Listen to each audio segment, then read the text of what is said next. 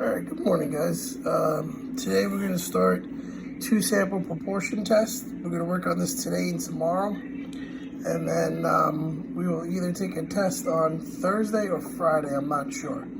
We're going to review on Wednesday. We might review Thursday, test Friday. Or we might test Thursday and then make up work on Friday. I'm not 100% sure how we're going to go. Okay? Same things still apply. You need to find HO and HA.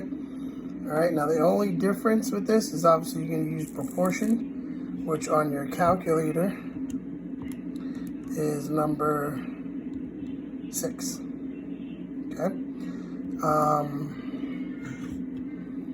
The only other difference is if they give you a percent, you're going to have to take your percent, change it to a decimal, times it by your n to find x1.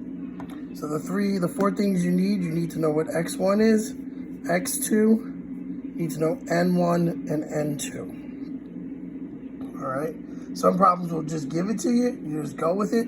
Some problems will give you a percent. And if they give you a percent, you're going to have to take the percent, change it to a decimal, and times it by your n's to get your x's. All right.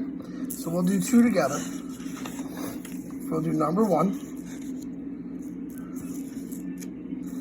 Okay, 150 people were surveyed to occupant passenger cars, 200 were surveyed for trucks. Okay, 86% of them are occupants of passenger cars, 74% of them are trucks, wear seatbelts. And now here you go, can you reject the claim that the occupants who wear seatbelts is the same for passengers and trucks? That means that they're equal to.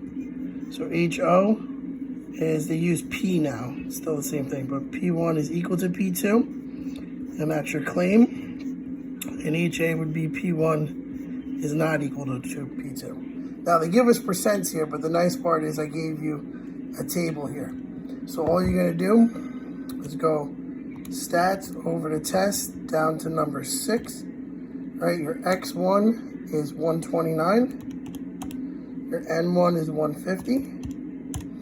Your X2 is 148, and your N2 is 200. You're going to do the equals one, calculate, and you get your P to be 0.006. All right, now you're going to compare that to 0.01, which is obviously smaller. So you're going to reject HO, which means you are rejecting the claim. So the question says, can you reject the claim? So we are, so yes, you can reject the claim.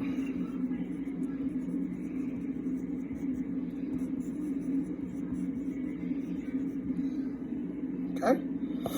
All right, and the next one we're going to do together is number 5.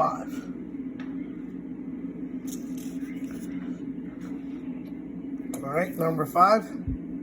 200 males, so that's going to be, well, first let's find HO and HA.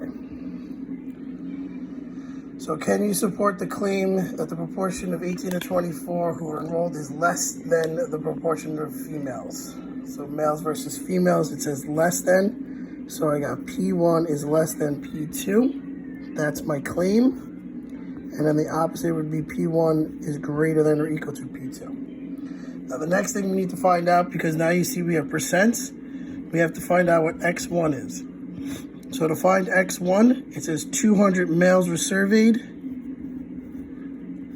at 0.39, at 39%, so 0.39. So 200 times 0.39 is 78.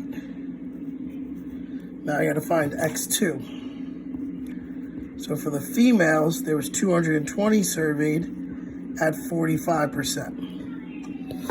So I do 220 times 0.45, which is 99. All right. So now, stat test down to number 6. X1 is 78. N1 is 200. X2 is 99. N2 is 220. Oops, sorry guys. I got less than, so I go to the second one, calculate, and I got P to be 0.107.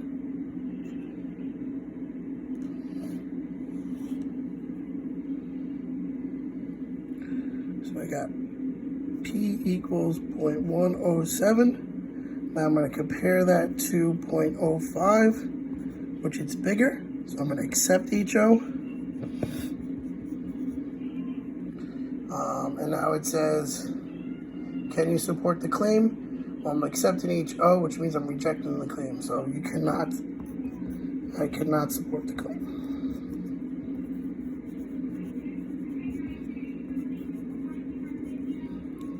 Okay. So there's two examples.